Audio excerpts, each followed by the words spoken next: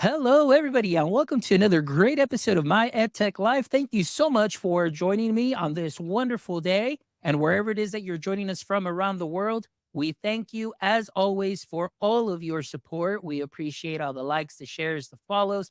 Thank you so much to our new YouTube subscribers. We really appreciate it. As you know, our mission is to get to 1,000 subscribers this year, and we just thank you for all of that support. And a big shout out to our sponsor, EduAid. Thank you so much, EduAid, for sponsoring our show and believing in our mission of connecting educators one show at a time. And I am excited about today's conversation because today we're going to be talking about creativity and amplifying creativity. So I'm really excited to welcome to the show today Joe Santiago, who is joining us all the way from Brooklyn today. Joe, how are you doing today? I'm doing great. Thanks for having me here. Feeling good. Friday morning here. And I don't know, just good summer. Good vibes all around. Thank you for having me. Awesome. Well, I'm excited. Thank you so much for being here this morning. As you know, I mean, this is kind of like a not necessarily last minute. I know I had reached out, we talked Mhm. about it, and it just so happened that it worked out that we get to do this show today. So I'm really excited to dive into the world of creativity and just getting to know a little bit more about Joe Santiago. As you know, I get to see your Instagram account, and you and Jesse Lubinsky have so Mhm. much fun. Sometimes I Yeah, think it's a little too much fun. No, we do just have kidding. fun. Yeah, but it's great. You know, that's the wonderful part. And big shout out to Jesse because Jesse's been a guest on the show too, as well. So big shout out to him and the rest of the Adobe team. But Joe, let's go ahead and get started. So, for all our audience members that are joining us today that may not be familiar with your work yet, can you please give us a little brief introduction and what your context is within the education space? Sure. So my name again is Joe Santiago. Right now, I am an Adobe Education Evangelist. So I focus on New York City, essentially sharing creativity with teachers across the city. But before that, I started years ago as just the tech, right? So fixing computers right out of college. Um, I worked for a school system for a little bit, and then this was around the time of 9/11. After 9/11, as a New Yorker, I was like, "Yeah, I think I need a little change." So at this time, my wife and I, or my new wife and I, decided we're going to move to Florida, move down there, and I did focus my career on technology. So I was a business analyst for a large healthcare system for about 7 years. 2 children later, my wife and I decided let's move back home because we needed a support system, and I did work in IT for a little bit, but then I had the opportunity to teach. So just even more backstory, I am the product of elementary school principal. So my mom was a principal for 20 years, teacher all her life, right? So from right out of college all the way to retirement, she was an educator. And my dad, came from Puerto Rico when he was 18 years old with no money, educated himself, got a couple of master's degrees, ended up becoming a guidance counselor. So that was kind of ingrained in my being, right? But because of that, sometimes you're like, I don't want to do that. My parents did that. I want to do something different. So I did have the opportunity to teach when I came back from Florida, and I was like, all right, let me try it and see how I like it. And what I found that it was like the most impactful part of my life. Just being able to reach out to students in such a way and connect with them. And my goal coming into the classroom was like, okay, if I'm going to do this, I'm going to do this like how I want to do.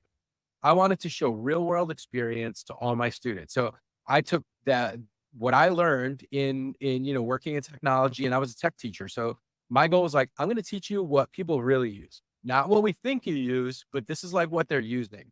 And what's funny is that even before I had formal education training, I have master's degrees at this point, but um, I focused on project-based learning even before I knew what it was called. So I knew like, okay, here's what we're going to do and here's how we're going to get there. And that was really interesting for me learning, like, like I went through my master's and I was like, oh, wow, this is a thing.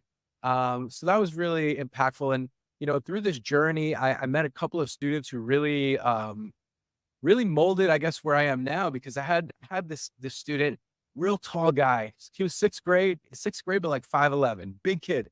And he would follow me around and ask me, hey, how do I fix these computers? So essentially he became, my tech helper. And then from there, had another student and another student. Long story short, I ended up, having 3 students in every class who were able to help me fix computers. I was the tech teacher, eventually the tech coach. And I had this little army of people who are my helpers. And it was amazing. And it was so interesting to see the empowerment. I also had like a select group of students who became sort of my pseudo homeroom because there were sixth, seventh, and eighth graders. It was mixed, but they would deliver computer carts. They'd make sure things were nice and tidy, fix interactive panels and things like that. But that was such an amazing thing. So from there, I became a tech coach through that process. Uh, I started doing some work with Google when I was in New York City, eventually becoming a Google trainer. And we would do these trainings for New York City educators for the level 1, level 2 exams. And we were very successful. So people took notice, and I got offered a job as an instructional technology director in the New York City public school system. As I was doing that, I decided to go for my administration degree to become a school administrator. And during that time, it was like a weekend intensive kind of course load. One of my professors kept asking me, he's like, "Hey, do you want to come work for me?" And I was like, like I'm in Brooklyn, he's in Long Island, so it's far. And I was like, no, no, thank you. Because, I knew it would be taxing on my family. But by the end of that course, I had a job as the executive director for a school district running all facets of IT and instructional technology. And the reason I took that, even though it was far for me, so there was a lot of travel involved, I took it because I wanted to learn. So New York City as a whole, New York City school system's gigantic. So you have so many people doing so many different jobs that I would never get the experience I would if I were in a smaller district where I'm dealing with things at the state level. You're dealing with families in the community. You're dealing with like all the facets, really like shaping technology for this whole community, which was really interesting. And surprise, my first year was COVID. So that was like, it was a shocking experience because I'm based essentially a baby administrator, right? Like when you're a school administrator, it takes like 3 years to kind of learn things because they tell you, in administrator school, they're like, "Hey, first year, you just kind of pay attention, see how to feel it out, see the things you want to change. Don't make changes right away." And then all of a sudden, the world changed for me. Um, so, I went essentially as an unknown into the school district, and all of a sudden, I have a seat at the table, writing the plans for the state of how students are going to learn. Throughout that time, 4 years later, I meet Jesse at an event, and the rest is kind of just happened. So for me, timing was perfect. My wife was like, "Hey, I never see you. You're working a lot." As an administrator who travels a lot, you're talking 14-hour days easy. Um, so this was very timely for my family. And now this is kind of the best part for me because always the best part of for me teaching was that part, right? Not only kids, but adults. Like I love seeing people light up. And really, when I took the role as an administrator, my focus was like, oh wow, now I get to impact a large group of people with what I do. But I was a little wrong there because there's a lot of, there's paperwork, there are decisions. By 7 or 8 o'clock in the morning, you've already made 20 or 30 decisions. It's like it's almost unfathomable the amount of decisions you made. And that's why, like for educators out there, you see your principals at 4 o'clock and they're like, now they're starting to work. It's because they've been answering questions all day, right? Or, so the work for an administrator begins after everyone leaves because that's really the only time. That's why they work so late. Um, but yeah, so that's kind of the summary of my story in, how I ended up here. Wow. And that's a wonderful journey. I mean, you hit on so many things that I definitely want to unpack. Number one, like you said, one of the things that you mentioned, your parents being in education, you're like, I kind of don't want to do that. Same thing went for me. I mean, my parents weren't in education or anything, but they were always like, what I saw though, because of being an only child and going to school, it's like all my Mhm, teachers were becoming friends. I mean, excuse me, all my friends were mhm, becoming teachers, I should say. And I right, was like, no, I'm going to break that cycle. I'm going to go to school for business and I'm going to be mhm. rich and I'm going to take care of my family and this and that. And so graduated with a bachelor's degree, but then I fell into teaching and I absolutely fell in love with it. And so it was so cool. And being in education for 18 years now has been just wonderful, from classroom and then moving up as, instructional software specialist for the Mhm. district too as well. The other thing I wanted to touch on too is, like you mentioned, doing a lot of project based learning, which is really what I started doing a lot once I transitioned from high school to elementary. And so I didn't know that that was a thing either. So right now, you just kind of reminded me. It was almost Mhm. like we're wearing the cool band shirt before the band was cool.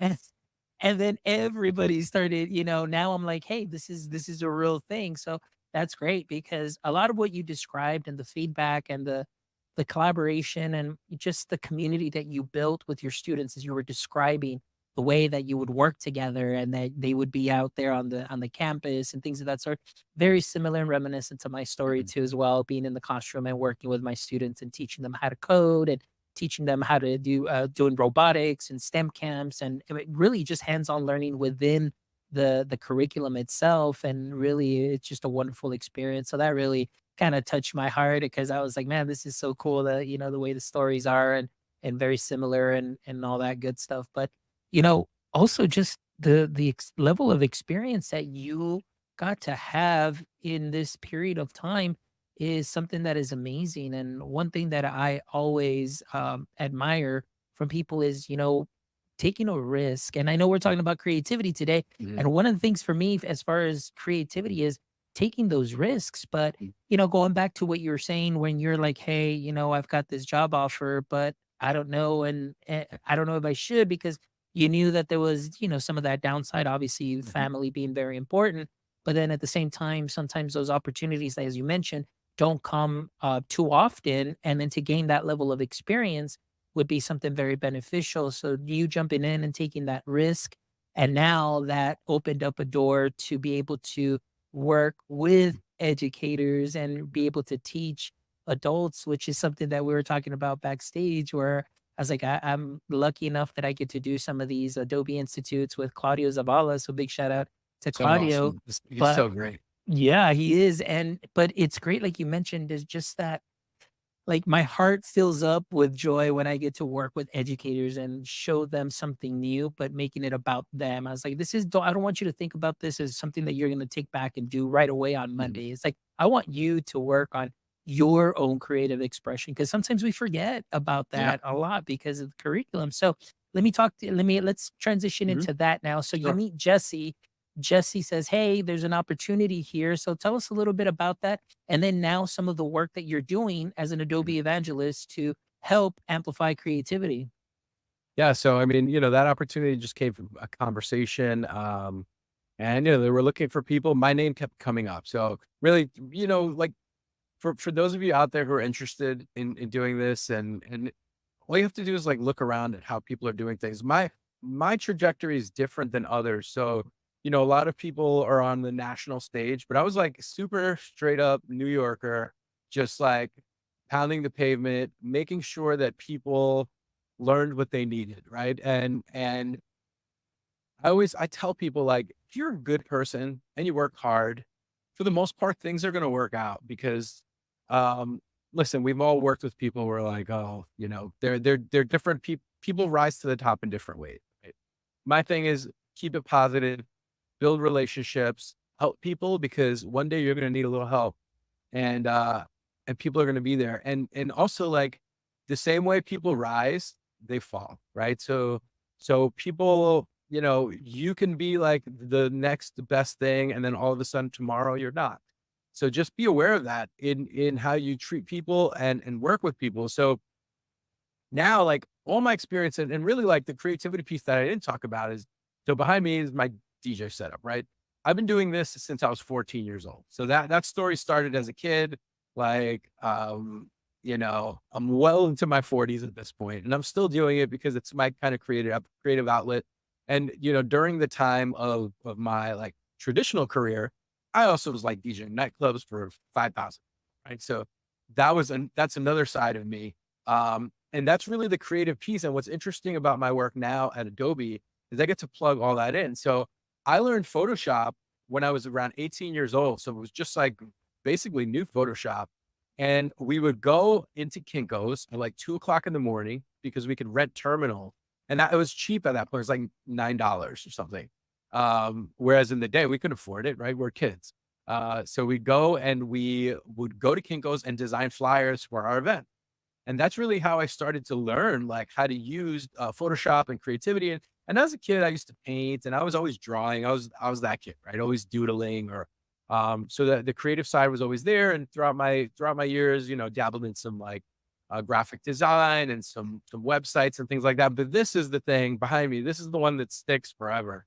Um, what's interesting about my role now is now I get to kind of weave my education side and then this. And this is the first time I've ever been able to do that because those lives have been completely separate.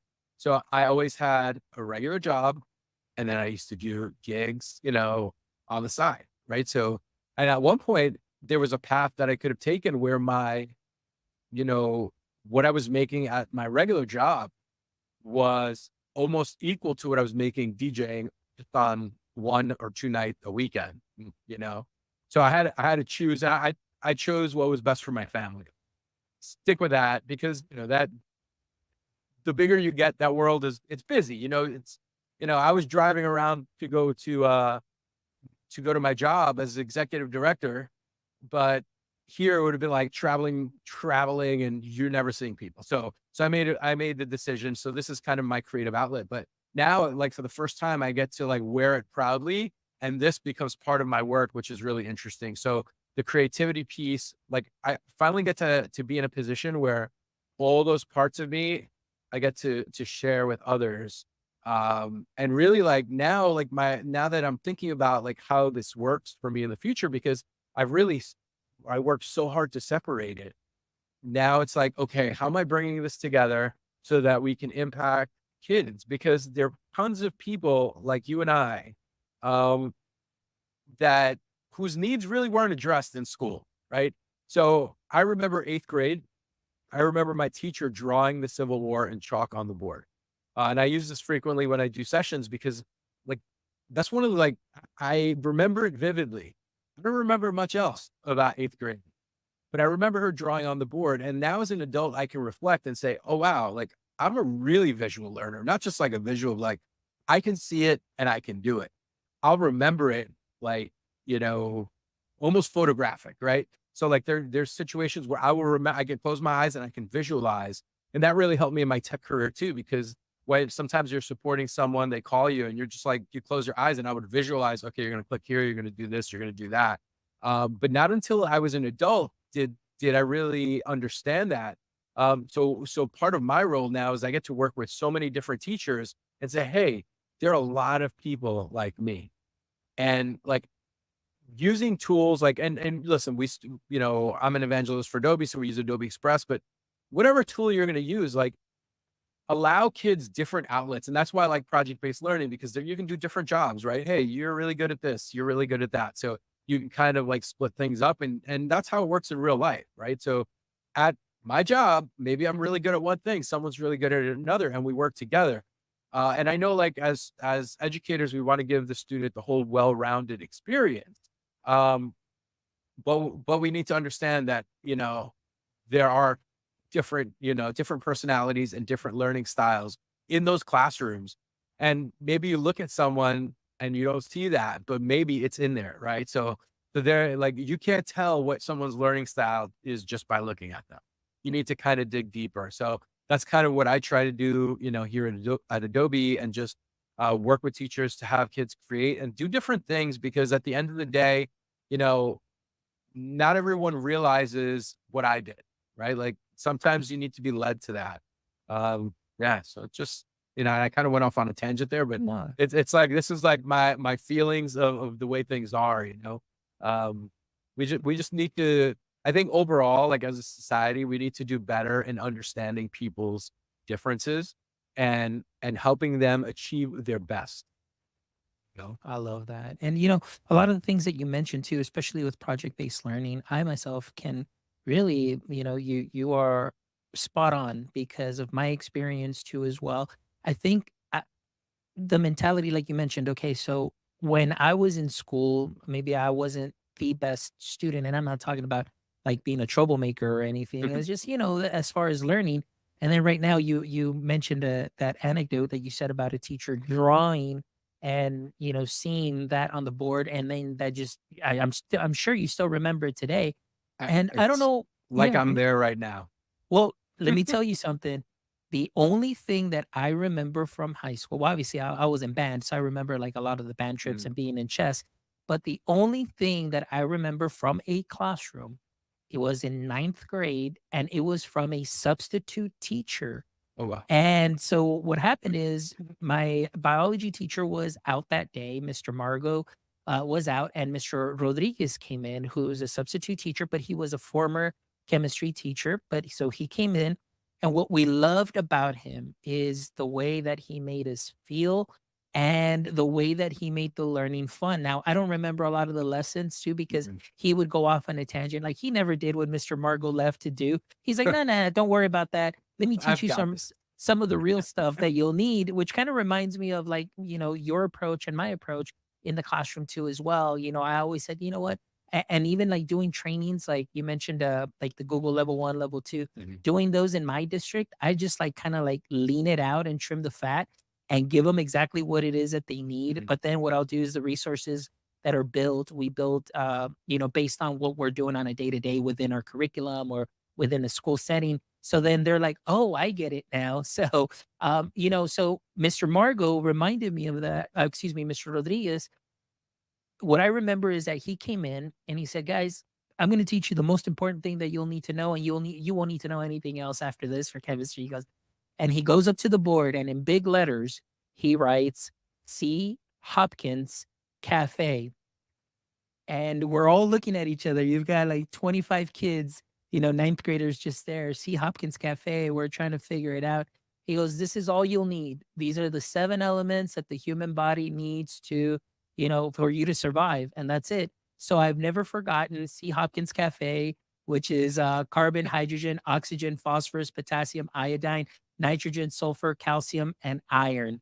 So I was like, that Joe is the only thing that I remember. The secret. So, That's that's the wonderful. secret, but like you said, it's like being hyper visual in that sense that I never forgot, and, very similar to you, when I came in, I had sales experience 'cause, again, I have a bachelor's in business administration, so I did business for about 2 years or about 2.5 years, and then, being an only child, also going back, a lot of responsibility on me to be available to my parents, to care for Mm. them too as well, and so my dad went through some difficult time as far as health wise. He's well now. He's doing great. But during that time, I had to find it or transition into something. Say, hey, I need something that has more time where I'm available and weekends off, and of Yeah. course, you get the some of the breaks. So I went into teaching, and so I think that a lot of that customer service approach when I went into teaching really helped out a lot because you mentioned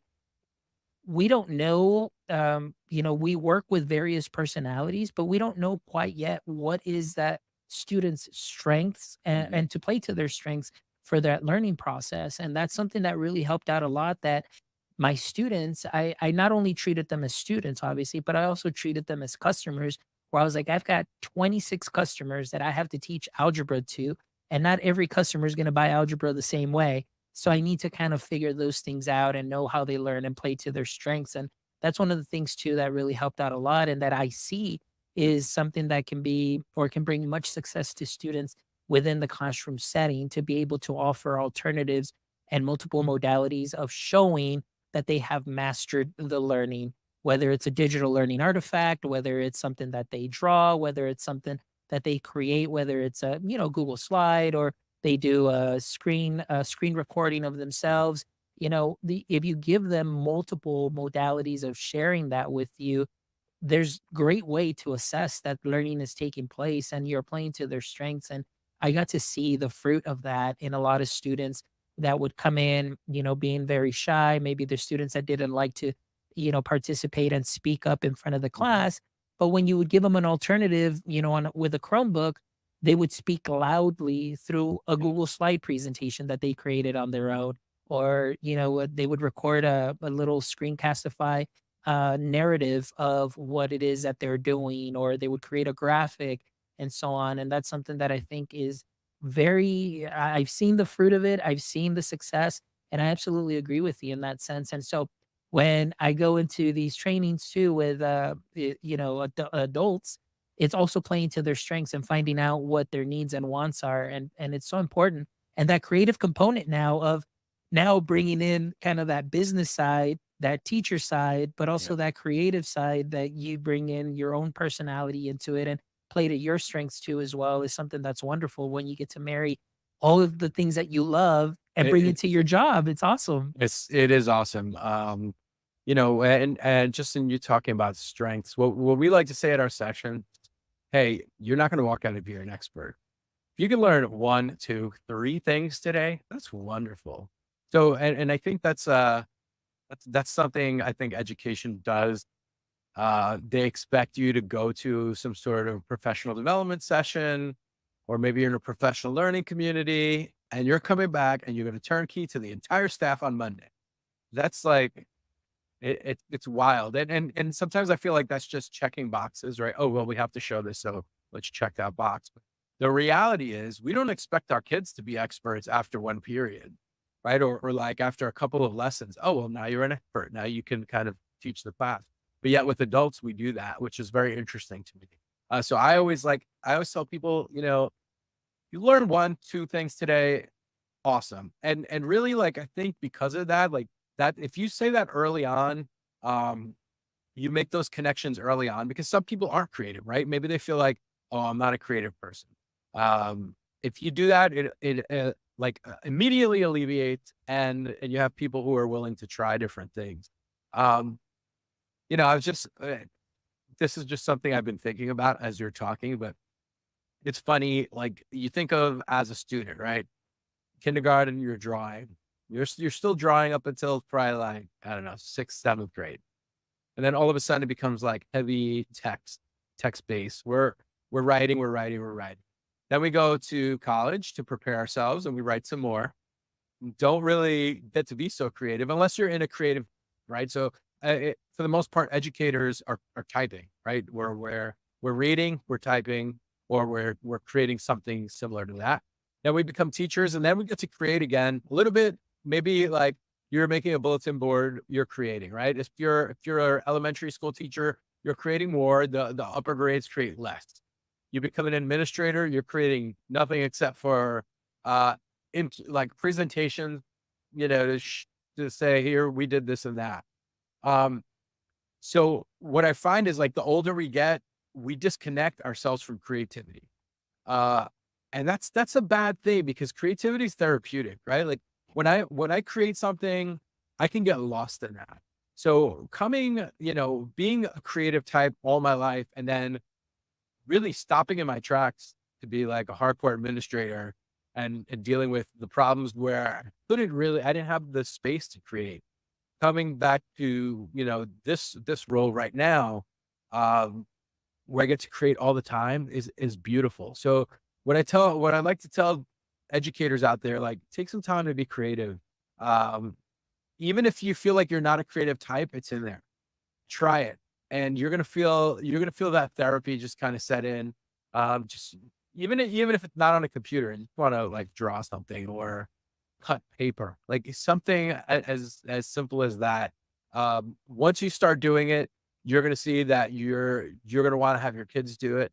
And once your students are doing it, like ingrain in them that this is something they can do forever. Creativity doesn't have to be taken, even though it's taken for me for a bit. And we do get lost in that because we have so much work and the pressure. Um, but honestly, the world is a more beautiful place because of creativity. When you see like a beautiful mural or even like you walk into a hotel lobby or whatever it may be, and you're like, wow, this is really nice. That's creativity and that's somebody's design skill. Um, and that's somebody's job. So keep that in mind. There are people making like a very good living, just creating and sharing that love for what they do. Absolutely. And I think that's very important. And I'll be honest with you. I mean, yes, as you get older, you kind of lose that because life happens. It's like, oh, you've got responsibilities and things of that sort. And, you kind of lose out on that. So that's one of the things that I love when I work with educators and we go to these institutes is I tell them, I was like, hey, this is for you. I want you to see how this can help you today, and I want you to be creative with your things, your ideas. It's like I know that we as teachers all the time we go to the trainings and it's like, okay, how am I going to tie this to my curriculum and do this? I said today, I don't want you to think about that too much. I want you to tie it into something that you love. And it's great when we do just even the first activity when we do either the remixable template on the about me Mhm. Yeah, or that's smart. and all that, and then they do the book cover, and then all of a sudden it's like, oh, I see people doing cookbooks, I see people doing things because it's what they're passionate about and what they Yeah. love. And I said, imagine that. It's like today you reconnected maybe with that creative side that you have, but now you know that feeling and you know how this also, when you go back to your district, whether you do it that Monday or you do it the next week or whenever it is For that the you do next it. month, you never, Yeah. You sometimes know? again, the no Mhm. time, right?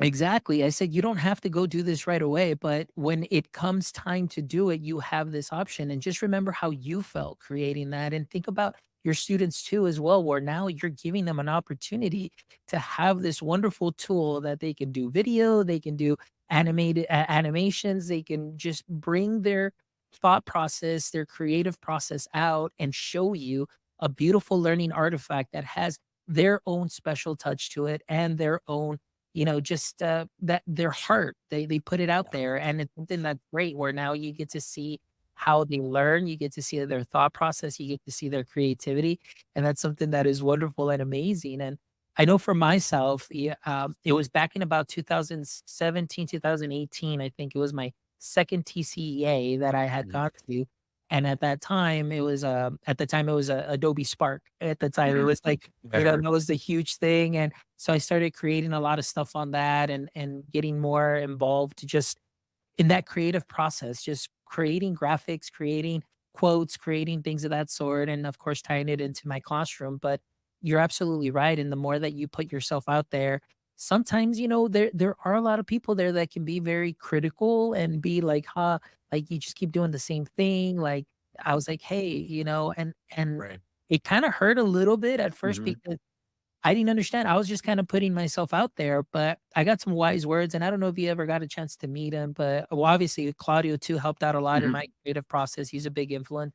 But Yeah. Al Thomas also huge, in my creative experience too as well. And he was a guest on the show back like in episode 20. And I'll Uh, never forget his quote that he said. He goes that a teacher told him, because again, he's very visual too. He mhm. would draw out his learning and things of that sort. And he said, you never know, he goes, the impact that you're having on somebody, just from the things that they see you do. He goes, you never know who is watching Right. that, just by you putting out that one thing that you took a risk on Mhm. to put it out there, how you're influencing somebody else to be able to take that creative risk and Yeah. you just spark that journey and that interest. Like you said, sometimes we do forget as adults. And I think it's something that's very therapeutic. Like for myself, being able to be here with you and speaking is my not only professional development that I get for myself, but it's also shared with the world when I let it out.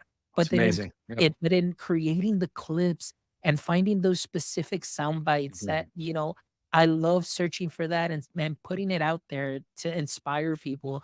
And that to me is something that I absolutely love. And this to me is like so beyond therapeutic. Like every time I leave a conversation, it just fills my bucket and I'm That's set awesome. for the day, the weekend, the week, because I keep revisiting and seeing like, the conversations and everything. And more than anything too, just for the people to benefit from it and putting that out. So yeah, I completely hear you, and Well, it's important work what you're doing. You're chronicling the stories of educators. You know, how many episodes so far? this this will be 284. The 284 stories that most people wouldn't get to hear, and thanks to you, they do. So, thank you. Thank you. No, and I appreciate that. And it really means a lot to me because this is, like I said, amplifying voices and amplifying creativity is something that is definitely very important to me as well. So thank you so much for being a guest and the work that you're doing too. But let's talk a little bit more just about, I guess, let's like Joe as a student. I know you talked a little bit Mhm. about that as the visual. We talked about how it can, how now you've married those worlds. But now I just want to talk just Joe Mhm. Santiago, aside from Adobe and things of Yeah, that sort. sure. What is your creative process or your creative flow? Like what are the things that you are currently into just personally, Mhm. and how you ideate, maybe iterate, and just Mhm. take some creative risks? Like tell us what it is that you work on your personal time. Yeah, so I guess the at the turn when 2024 hit, I wanted to get really good at video editing. So that was like my current mission. And I don't know, I think you're probably the same type of person, but when I decide I'm gonna do it, I'm all in. Um, so I started working at Premiere and I knew a little bit of Premiere, but I ended up actually I got certified last week in Premiere. So I went and like I studied, I did all these different things, created all these videos, and I was like, I'm gonna learn this like top to bottom. So I learned that. So that's kind of been my latest mission. So right now, as of today, my next mission is to get really good with Illustrator because I love kind of vector. I love vector designs. I love the way they look and they're so cool. But coming from Photoshop from the beginning, Illustrator to me is like a different language because the toolbar is different. So that's what I want to learn right now. Uh, Personally, I've been working on my brand. So I created a logo for myself recently. Just my colors and just kind of deep diving on what that looks like. So as an administrator in a school, I was not, it was not okay for me to like be all over the place on the internet. I was kind of in the public eye. I could be in the newspaper at any minute. So it was very discouraged, like keep quiet on social media. So I worked really hard to like keep myself away from that. But now it's like me bringing up my present, kind of showing what, things are, including like this room. So I reorganized this morning, this weekend. So now I can stand behind the turntables. I want to start recording some sessions there. Up on the top there's a green screen, so I can pull that down. And really just creating different zones where I can start recording comfortably.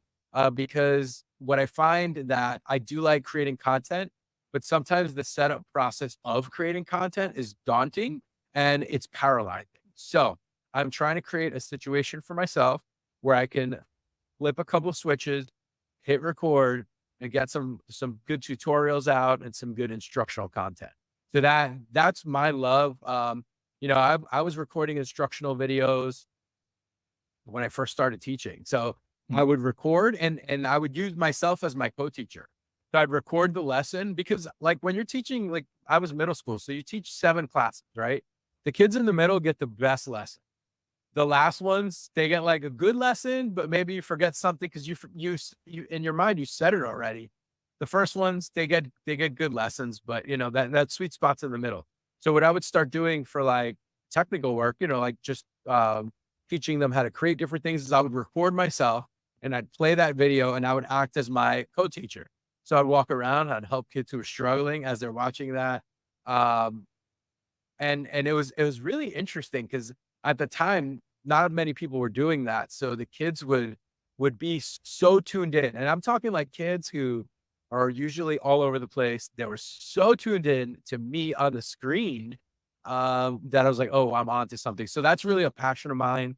So that's why, I just I said, okay, well, now I get to work in a creative job where I can really flex this. So the video editing, kind of creating a little studio for myself here. I'm in my basement right now. Had to get creative with some angles. We have low ceilings, but that's where my creativity's been.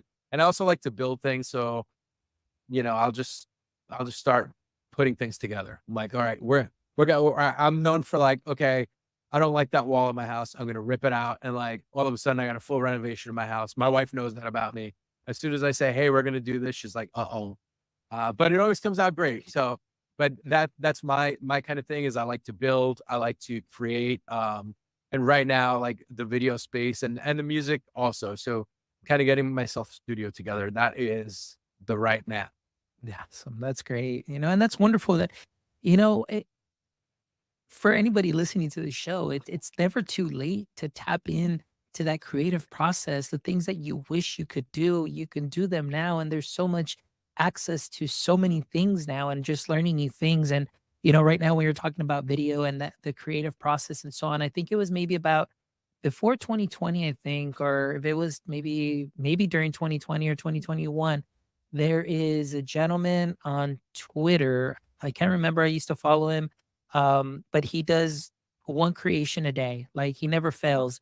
And so I started doing that, and I said, you know what? I'm gonna do something and just kind of push myself creatively and just watch a tutorial and try to emulate, Illustrator, Adobe, anything, just Mhm. creating things with wonderful platforms. I told myself, I was like, I'm gonna see how far I can go.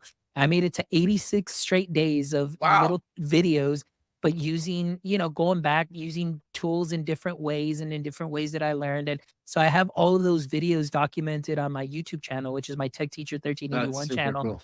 But it's so cool, pushing yourself. And I'll be honest with you, it was very frustrating at times because you want to put out the content, but you're learning something new. Mhm. But then at the same time, you feel like, hey, like this isn't too bad. Where now it kind of started opening up more ideas and that creative process and problem solving and things of that sort. So I would recommend a challenge, or just you as yourself personally, challenge yourself to maybe like I'll do one creation a day, one creation a week, just I like something to that. kind of like spark your creative juices and get that flowing. And and I recommend, honestly, is the power of social media is great, where also, you tap into your friends and that they can help keep you accountable too as well, so you don't lose that spark, you lose that fire, because we know life happens and that could easily, happen right away, but we want to make sure we tap into that. And my latest thing has been Legos. Oh, cool. I absolutely love building Oh, Legos. that's a good one. So those are like my little projects that I have. And, I've That's got a great. huge wall. And so even then, like for me, I find it just as a hobby. I mean, yeah, it's already like like you already know what it's going to be, but just putting it together and just sitting there with your thoughts and just Mhm. it's very relaxing, because then you also get some more creative thoughts too as well. And so that's one of the things that I've been into as well. But it's been great. And of course, having wonderful people such as yourself on that I follow on Instagram, and following each other and getting ideas, or just feeling inspired, or just hey, cheering each other on, through the work that you're doing and that we're doing, is something that's great. And that's why I thank Claudio and Al Thomas and so many other Mhm. people, Jesse also on Yeah. Instagram, and a lot of great people that are putting out some great stuff to help inspire many educators out there, just in their personal creativity too as well. Yeah, it's interesting, the social media piece. So, I mentioned I was so disconnected from it, purposefully, right? Just because I had to. Um, but now, like, getting back into it, there's a whole community of people just like you out there. And, we could a lot of people consume social media for funny stuff. I do too. There's so many good things out there. But, like, for a professional learning community, you can create your own and reach out to people and comment, and they comment back. And it's like people that you admire. Um, maybe they like what you're doing too. And it's so interesting, like the conversations that happen there.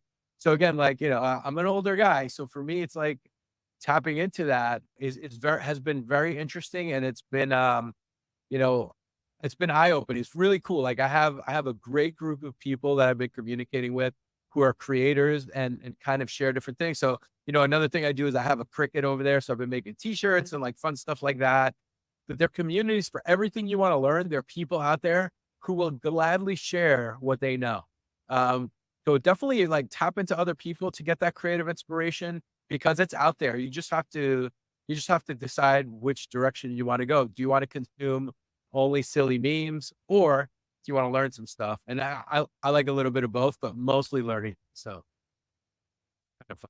Yeah, absolutely. Well, Joe, it's been awesome having you on the show. I really appreciate it. This is definitely a really bucket filling conversation. Like I said, I Thanks. just also being able to speak to you and just finding a lot of similarities in our stories, and obviously too in the classroom experience, and then in the creative space is wonderful too. And it's no wonder that you're putting out some great stuff. And and it's no wonder that I follow you too as well, because we've got a Thank lot you. of things in Yeah. common. But I really appreciate you just being open, sincere, and genuine about your journey, the creative components that played into your journey, and how you're able to marry all of those wonderful worlds that you love together in one space, working for Adobe and going out and sharing that love of creativity and amplification of creativity with so many wonderful educators in New York. So thank you so much for the work that you Oh, thank continue you. to do.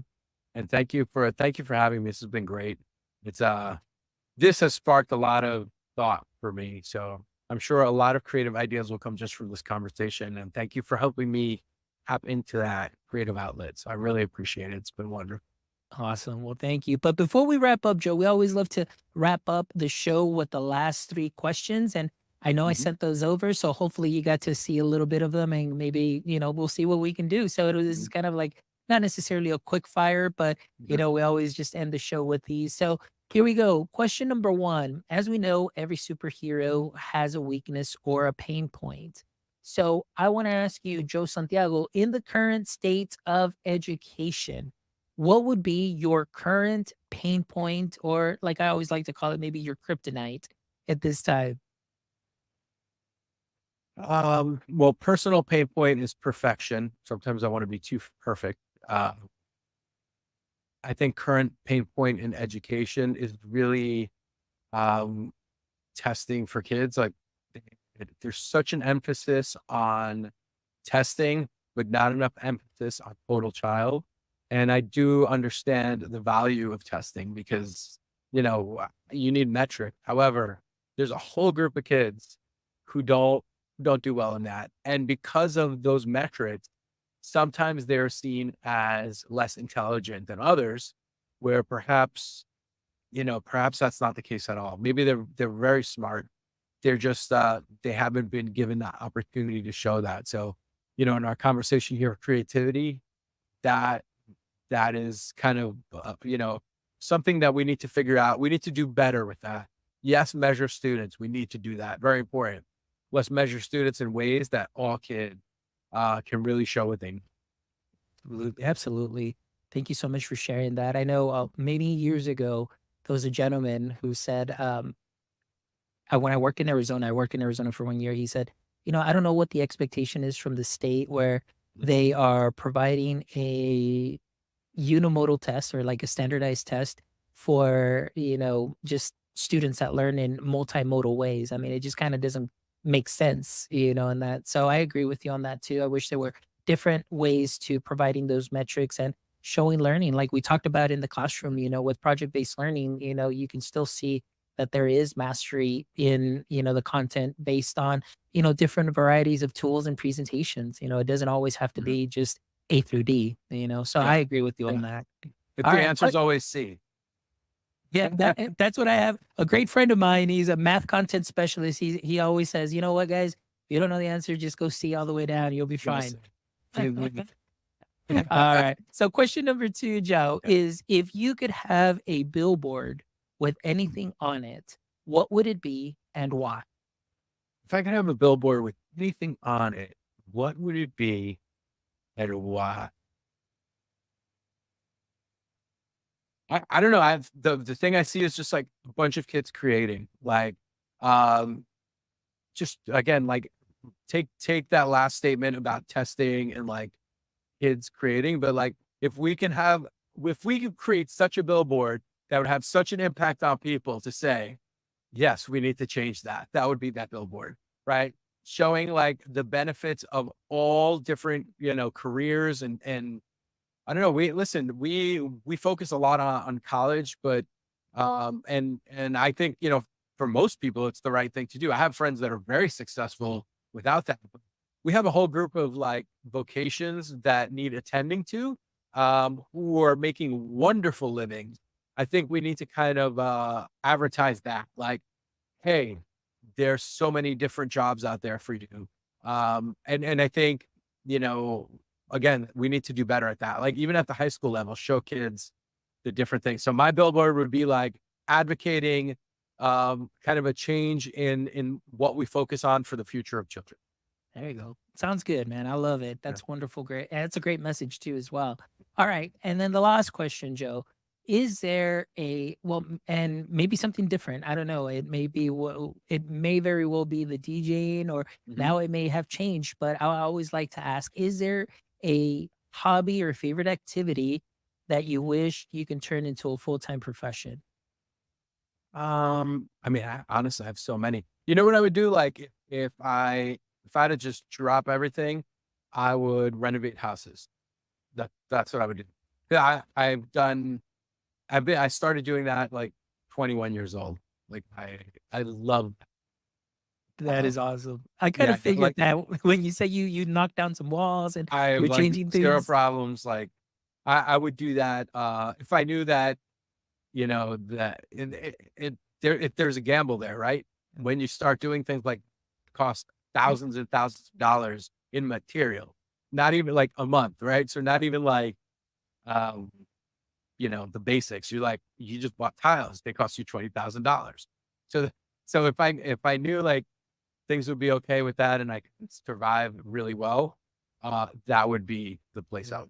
I actually thought Definitely. about it this morning. Definitely. I can see Interesting. that, you never know, it's never too late. Like we're talking about the Mhm. creative process.